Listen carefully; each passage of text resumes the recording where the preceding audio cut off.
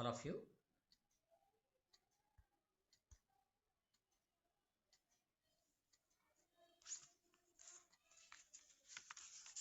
ఈరోజు స్వామీజీ quotation discuss చేద్దాం.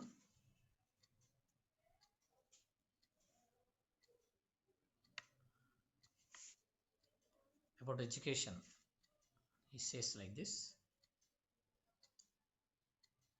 మన సౌశీల్యం కనుమరుగైపోయింది. మన పాశ్చాత్య విద్య దేనిని వదిలిపెట్టకుండా అంతటినీ నాశనం చేసింది. మన పిల్లలు విధేయతగా ఉండడాన్ని కోల్పోయారు. చక్కగా మాట్లాడడం అనేది లోపిస్తోంది. తమ పెద్దలతో మర్యాదగా వ్యవహరించడం అనేది లుప్తమయ్యింది. మర్యాద లేకపోవడం స్వేచ్ఛకు చిహ్నమైంది. మనం మన పూర్వ విధేయతా స్వభావాన్ని తిరిగి అలవర్చుకోవాల్సిన సమయం ఆసన్నమైంది. సో మళ్ళీసారి చదువుతాను. మన సౌశీల్యం కనుమరుగైపోయింది. మన పాశ్చాత్య విద్య దేన్ని వదిలిపెట్టకుండా అంతటినీ నాశనం చేసింది. మన పిల్లలు విధేయతగా ఉండడాన్ని కోల్పోయారు. చక్కగా మాట్లాడడం అనేది లోపిస్తోంది. తమ పెద్దలతో మర్యాదగా వ్యవహరించడం అనేది పూర్తిగా లుప్తమైంది. మర్యాద లేకపోవడం స్వేచ్ఛకు చిహ్నమైంది. మనం మన పూర్వ విధేయతా స్వభావాన్ని తిరిగి అలవర్చుకోవాల్సిన సమయం ఆసన్నమైంది. స్వామీజీ ఇది దాదాపుగా 120 సంవత్సరాల క్రితం చెప్పింది. ఇప్పుడు ఇంకా అది పెరిగిపోయింది. ఇంకా అవసరం దాన్ని, ఆయన చెప్పిన దాన్ని మనం ఆచరించాల్సిన అవసరం ఎక్కువైంది. అంటే మనలో సౌశీల్యత అనేది పూర్తిగా లోపించిందని చెప్తున్నారు. కారణం ఏమిటంటే western education system, Macaulay education system వల్ల అది దేన్ని వదిలిపెట్టకుండా అంటే అన్నిటినీ డిస్టర్బ్ చేసేసింది అని చెప్తున్నాడు. అందులో ముఖ్యంగా ఎడ్యుకేషన్ పాయింట్ ఆఫ్ వ్యూలో మన పిల్లలు విధేయంగా ఉండడం, ఒబీడియంట్గా ఉండడాన్ని మర్చిపోయారు. అట్లాగే పెద్దలతో అంటే చక్కగా మాట్లాడడం అనేది కూడా మర్చిపోయారు, మాట్లాడలేకపోతున్నారు. దాన్ని సుభాషితం అంటారు, మంచిగా మాట్లాడడం. అదేవిధంగా మర్యాదతో మాట్లాడడం, పెద్దలతో మర్యాదపూర్వకంగా మాట్లాడడం కూడా మర్చిపోయారు. సో దీన్ని వారు ఏమనుకుంటున్నారంటే మర్యాద లేకపోవడం స్వేచ్ఛకు చిహ్నంగా వాళ్ళు భావిస్తున్నారు. స్వేచ్ఛ అంటే ఫ్రీడమ్. సో దీన్ని మనం చాలా తక్కువగా అర్థం చేసుకున్నారు. సో అందుకని మన పూర్వ విధేయతా స్వభావాన్ని తిరిగి అలవర్చుకోవాల్సిన ఆశ అయిందని చెప్తున్నారు. అంటే పూర్వ రోజు కాలంలో గురుకుల విద్యా విధానం ఉండేది. ఋషాదులు వాళ్ళ యొక్క ఆశ్రమాలలో శిష్యులకి బోధ చేసేవారు. సో అక్కడ వాళ్ళకి ఒక పర్టికులర్ టైం టేబుల్ ఉండేది కాదు. గురువుకు ఎప్పుడు చెప్పాలనిపిస్తే ఆ ఆ టైంలో వాళ్ళని ముందు కూర్చోబెట్టుకొని అద్భుతమైనటువంటి విషయాలు, జీవితాన్ని సార్థకం చేసుకునేటువంటి విషయాలు, డివినిటీని మేనిఫెస్ట్ చేసేటువంటి విషయాలు చాలా చెప్పేవాడు. అయితే అక్కడ అందరూ కూడా సమానంగా ట్రీట్ చేయబడేది జరిగేది. అంతేకాకుండా శిష్యులు గురువుకి శుశ్రూత చేసేవాళ్ళు, గురుపత్నికి సేవ చేసేవాళ్ళు. ఆమె వంట చేసేప్పుడు వంటకు కావాల్సినటువంటి పరికరాల్ని సమకూర్చడం, అదేవిధంగా గురువు యజ్ఞం చేస్తే యజ్ఞం కావాల్సినటువంటి సమిధల్ని అడవిలోకి వెళ్ళి తీసుకొని రావడం, వంట వండడం కావాల్సినటువంటి ఫైర్ వుడ్ దాన్ని తీసుకొని రావడం. సో ఇట్లాంటివి పనులను చేసేవాళ్ళు. అక్కడ డిఫరెన్స్ ఉండేది కాదు. ఆయన దగ్గర, ఆ గురువు దగ్గర రాజుల యొక్క కుమారులు, సామాన్య ప్రజల యొక్క కుమారులు విద్యార్థులుగా ఉండేవారు. అంటే సామాన్యుల నుంచి రాజు వరకు కూడా వాళ్ళ యొక్క సంతానం అక్కడ చదువుకునేవాళ్ళు. కానీ వాళ్ళందరూ సమానంగా గురువుకి సేవ చేసేవాళ్ళు. అందులో హెచ్చుతగ్గులు ఉండేవి కావు.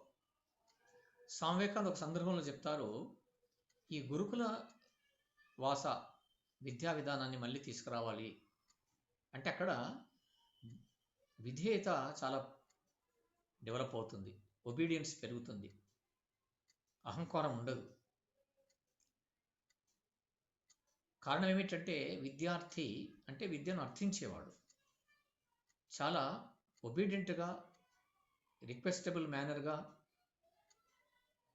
గురువుని అర్థిస్తే అప్పుడు గురువు టీచింగ్ చేసేవాడు. అంటే నీకు ఎంత ఒబీడియన్స్ ఉంటే, ఎంత డిసిప్లిన్ నీలో ఉంటే, నువ్వెంత ప్లీజింగ్ మేనర్లో హ్యూమిలిటీతోని నువ్వు గురువుని సేవ చేస్తూ ఆయన ప్రశ్నలు అడుగుతుంటే కావాల్సిన జ్ఞానాన్ని పొందడానికి ప్రయత్నం చేస్తే నీకు ఎక్కువ నాలెడ్జ్ వస్తుంది. అంటే విద్యార్థికి ఉండాల్సిన ప్రథమ లక్షణము విధేయత, ఒబీడియంట్గా ఉండడం. అది లేకపోతే చదువు రానట్టే.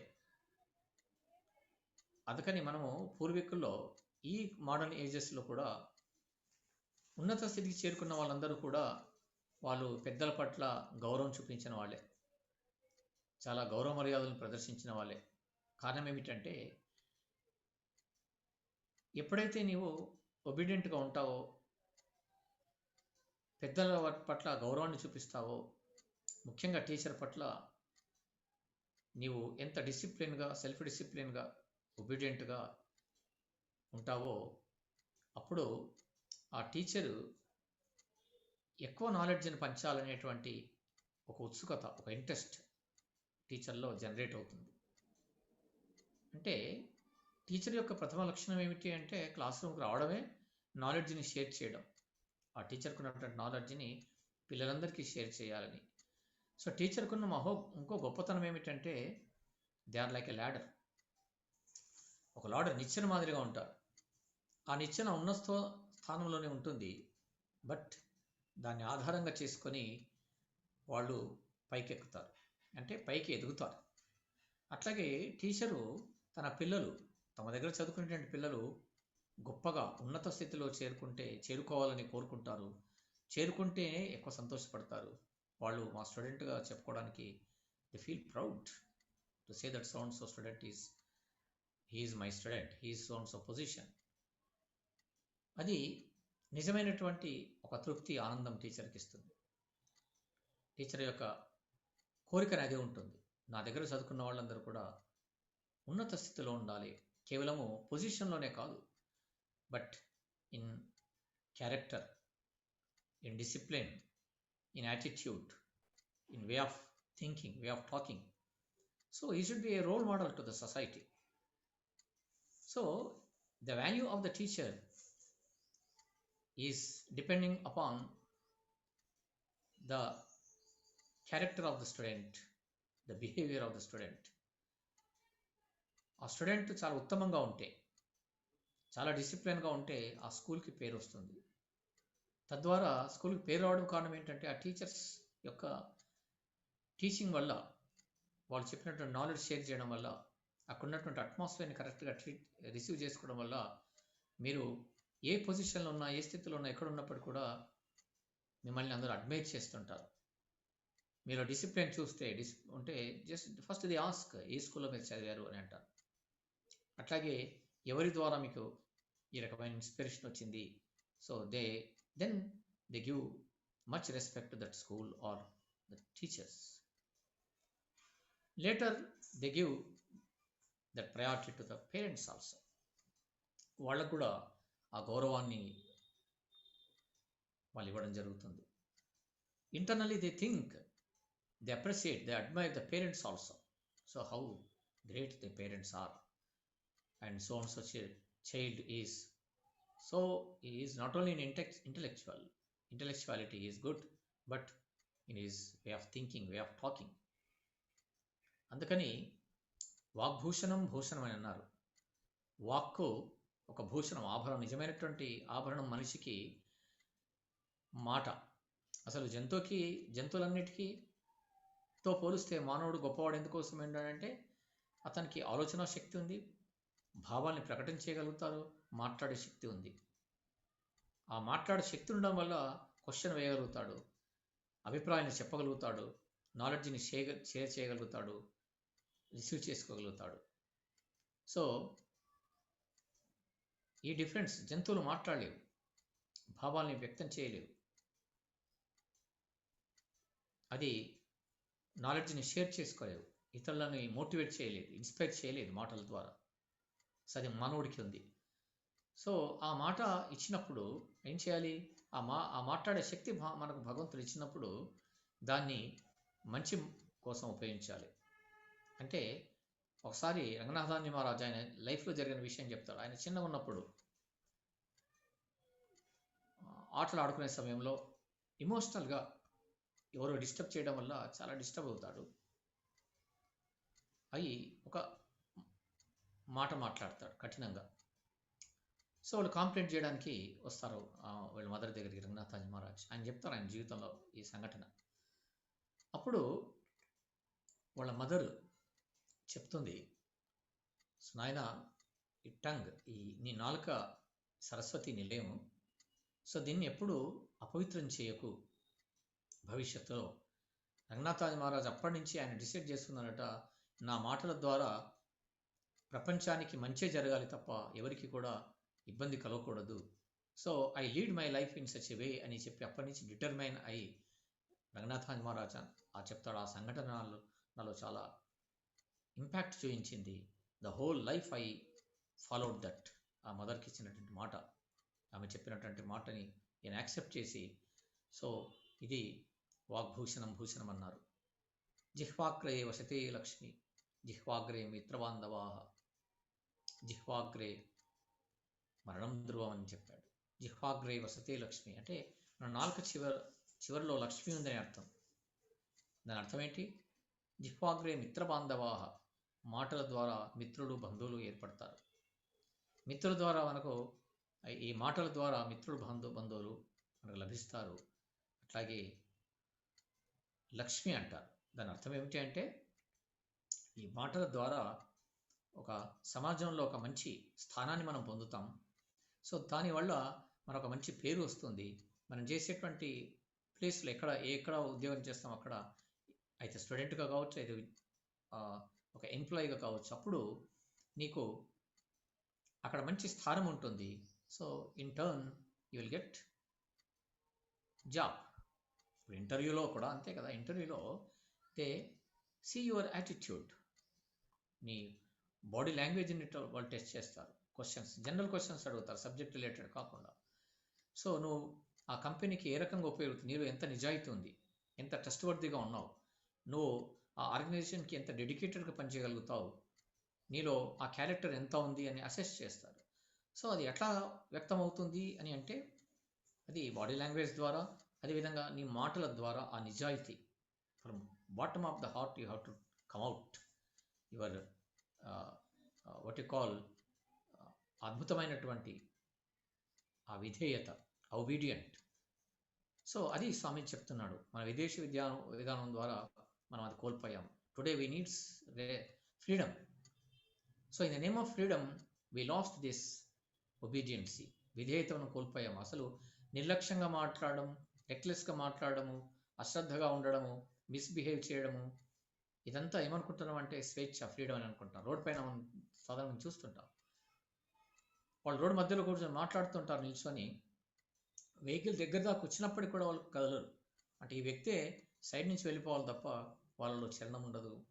అంటే దే ఫీల్ దట్ ఇది మాకు ఒక ఫ్రీడమ్ దొరికింది, we can stand on the road as we like. So మనం జరుగు అని అంటే వాళ్ళకి వాళ్ళు ఏమనుకుంటారంటే ఇన్ఫీరియారిటీగా ఫీల్ అవుతారు. అంటే ఆయన మాట వినడం వల్ల విని మేము పక్కకు వెళ్ళాము. ఇక్కడ వాళ్ళు ఏమనుకుంటారంటే అతను ఏదో చెప్తే మేము మాట వినేవాళ్ళము, మేము తగ్గిపోయాము అనే భావన వాళ్ళకు ఉంటుంది. సో అట్లా కదలకుండా అట్లాగే ఉంటే, so we are so strong, courageous. Vehicle వచ్చినా కూడా మేము కదలము, అంత ధైర్యంగా ఉండగలుగుతాము.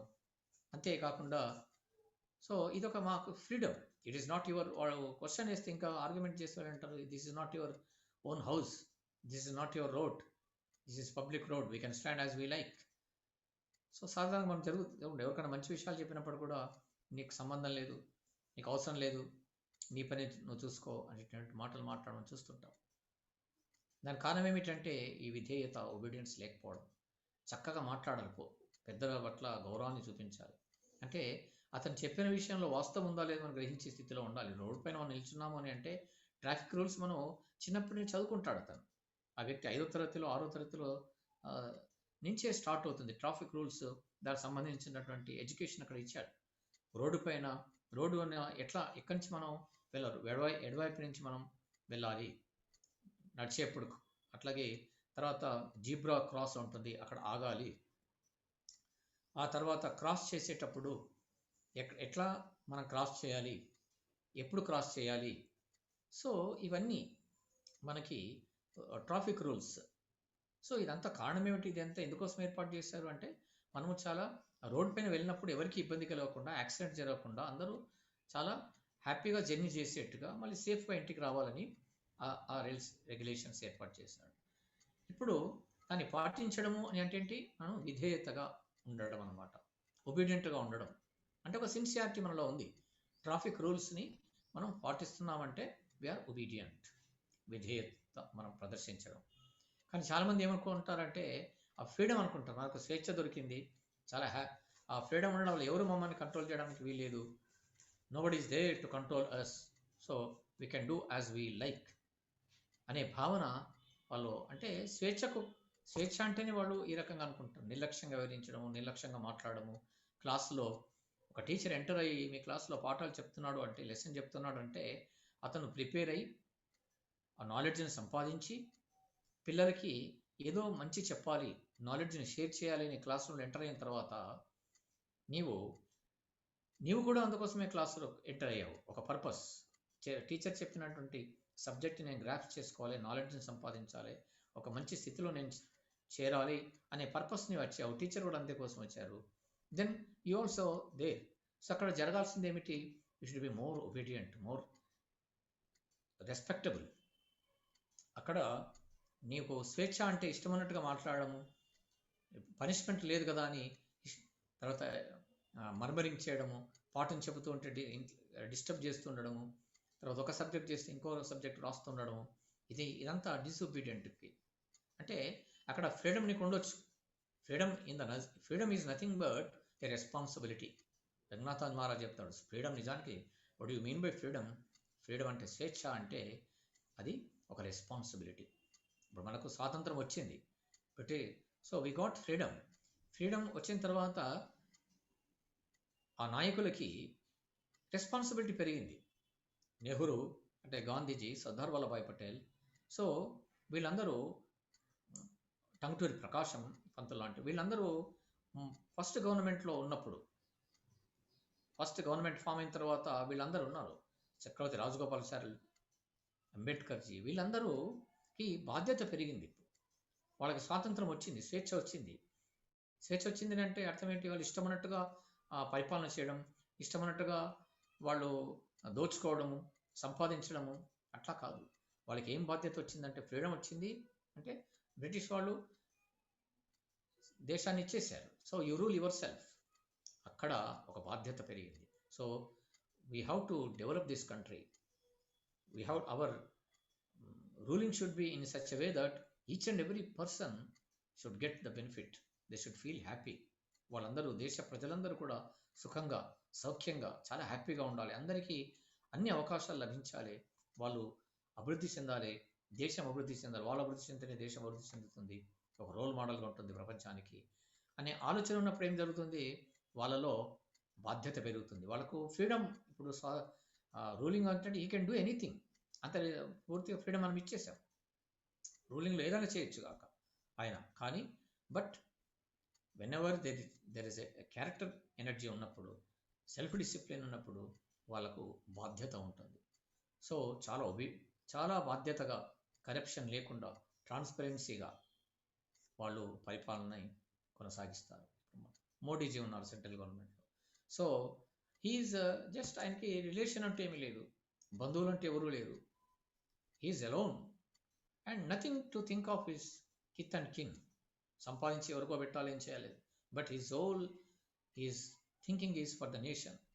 భారతదేశాన్ని అభివృద్ధి చేయాలి, ప్రపంచంలో ఒక గొప్ప దేశంగా దాన్ని మార్చాలి.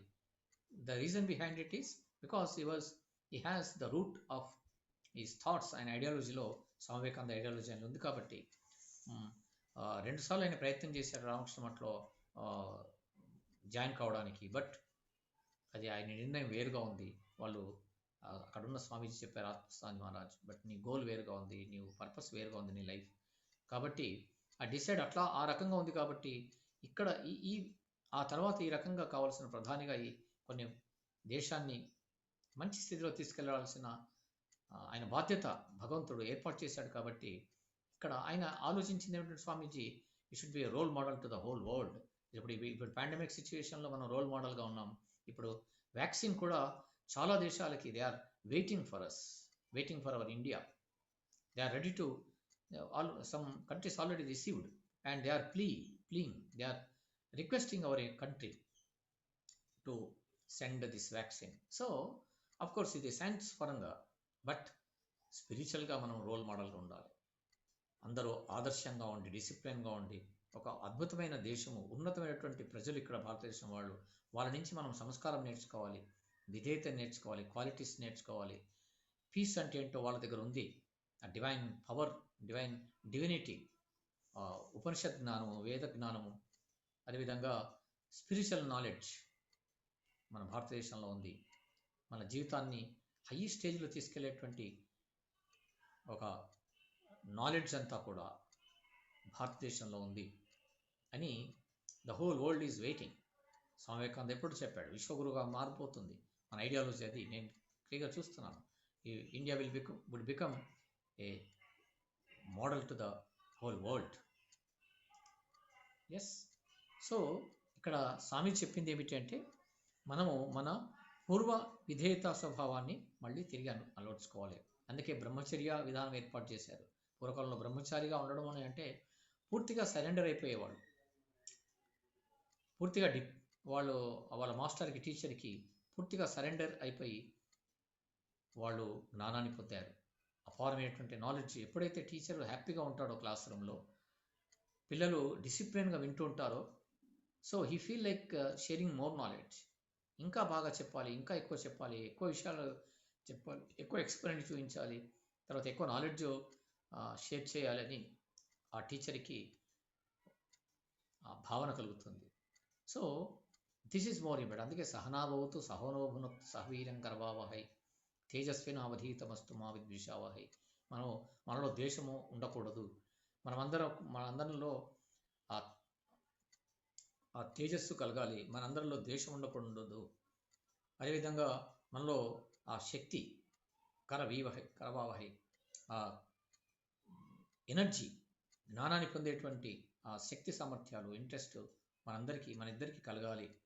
మనం ఇద్దరము కలిసి ఒక మంచి వాతావరణంలో అద్భుతమైన జ్ఞానాన్ని మీరు పొందడానికి ఇద్దరము ఈక్వల్గా ప్రయత్నం చేయాలి. అంటే స్టూడెంట్ ఎంత డిసిప్లిన్గా ఉంటాడో, ఒబీడియంట్గా ఉంటాడో, అంత లవ్ అండ్ ఎఫెక్షన్ ఆ టీచర్ ఆ స్టూడెంట్స్ పైన ఉంటుంది. అప్పుడు ఇంకా ఎక్కువ విషయాలు మనం నేర్చుకుంటాం. అదర్వైజ్ మనం మన ఎక్కిన శక్తిని మనం నరుకున్నట్టుగా ఉంటుంది. అంటే మన భవిష్యత్తును మనమే పాడు చేసుకున్న వాళ్ళు అవుతాం. So this period never comes. Student period మళ్ళీ రాదు. మళ్ళీ భవిష్యత్తు, ఆ రోజు మీరు టాక్లో ఆ స్టూడెంట్ మాట్లాడారు, స్టూడెంట్ లైఫ్ ఎంత అద్భుతంగా ఉంటుంది, ఎన్నో విషయాలు, ఎంతో అట్మాస్ఫియర్ మనకు ఉంటుంది, మంచి ఒబీడియన్స్గా ఉండడానికి కావాల్సినటువంటి అట్మాస్ఫియర్, టీచింగ్స్ అక్కడ జరుగుతాయి. మన పైన కంట్రోల్ ఉంటుంది, గైడ్ చేయడం జరుగుతుంది. But when you come out from the school life, అక్కడ nobody is there to ask. ఇక్కడ స్వామి చెప్పింది అక్కడ జరుగుతుంది. మనకు స్వేచ్ఛ వచ్చేస్తుంది. Nobody is there to control, to ask. So అక్కడ ఏం చేస్తారు, మనం స్వేచ్ఛ అంటే ఇండిసిప్లిన్గా ఉండడము, మిస్బిహేవ్ చేయడము, ట్రాఫిక్ రూల్స్ని పాటించకపోవడము, ట్రిపుల్ రైడింగ్ చేయడము, స్పీడ్గా వెళ్ళడము, తర్వాత డిస్టర్బ్ చేస్తూ తర్వాత డేంజరస్ వేలో డ్రైవింగ్ చేయడము. సో ఇవన్నీ యూత్ చేయడానికి కారణం ఏమిటంటే వాళ్ళు ఫ్రీడమ్ నే ఫ్రీడమ్ అనుకుంటున్నారు, ఇండిసిప్లిన్గా ఉండడాన్ని, అవిధేయుడుగా ఉండడాన్ని అనుకుంటున్నారు. బట్ స్వామి చెప్పింది ఏంటంటే మన పూర్వ విధానం వల్ల, మన ఋషి సంప్రదాయాన్ని మనం అనుసరించి మనం అందరం ఆ మార్గంలో ఉంటే, పెద్దల పట్ల మనం గౌరవాన్ని ప్రదర్శిస్తే, వాళ్ళకు రెస్పెక్ట్ ఇస్తే, అప్పుడు మనము మనలో ఉన్నటువంటి ఆత్మశక్తి జాగృతం అవుతుంది. తద్వారా అందరి ద్వారా వాళ్ళందరూ ఒక మన్నన మనం పొందుతాం, అడ్మిరేషన్ మనం పొందుతాం. సో వాళ్ళు they are ready to share their knowledge. So let us meet in next week. లోకాः సమస్తాः సుఖినో భవంతు, సర్వే జనాः సుఖినో భవంతు. శ్రీరామకృష్ణార్పణమస్తు.